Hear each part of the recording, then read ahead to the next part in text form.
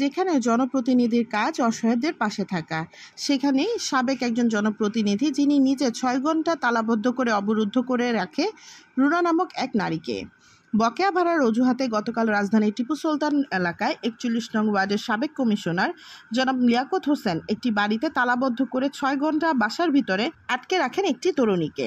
৬ ঘন্টা অবরুদ্ধ থাকার পর প্রশাসন, স্থানীয় লোকজন ও গণমাধ্যম কর্মীদের সহায়তায় তালা ভেঙে অচেতন অবস্থায় নারীকে উদ্ধার করা হয়।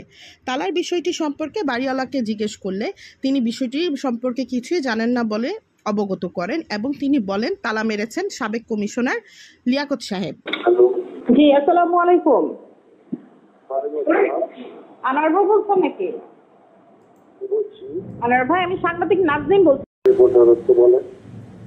আনোয়ার ভাই, আপনার বাসায় ভাড়াটিয়াকে তালা মারা হয়েছে, ভিতরে একজন মহিলা আছেন। তালাটা কি আপনি মেরেছেন? আপনার বাসার যে ভাড়াটিয়া রুমা, ওনাকে ভিতরে রেখে যে বাহির দিয়ে তালা মেরে দিছে, তালাটা কি আপনি মারছেন?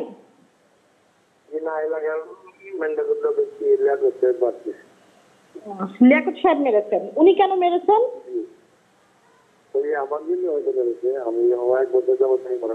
এই বিষয়ে বিএনপিপন্থী সাবেক এই কমিশনারের সাথে যোগাযোগ করার চেষ্টা করা হলেও কোনোভাবেই তার সাথে যোগাযোগ করা যায়নি।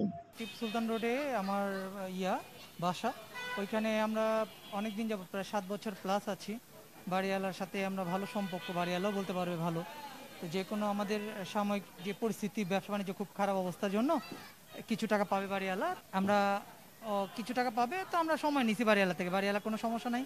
কিন্তু এখন বিএনপি পন্থী যারা আছে, বিএনপি বিগত সরকারের উনি ছিল, কমিশনার ছিল, মেবি কাউন্সিলর, এটা আমরা চিনিও না। ওনার হচ্ছে মোহাম্মদ লিয়াকত, কাজী লিয়াকত মনে হয় ওনার নাম। তো উনি গত 30 তারিখেও আইসা আমার বাসার তালা ছিল, যার কারণে বৈশাখটা হয় যে আমরা সময় সাপেক্ষে ওনাকে দিয়ে দেবো। উনি কথাই শুনতে চায় না।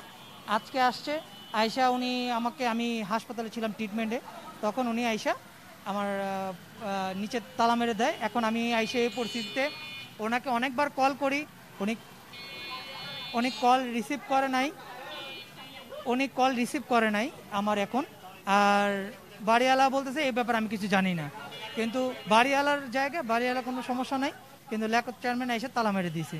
এখন ক্ষমতা আসার আগে অপব্যবহার শুরু করে দিয়েছে।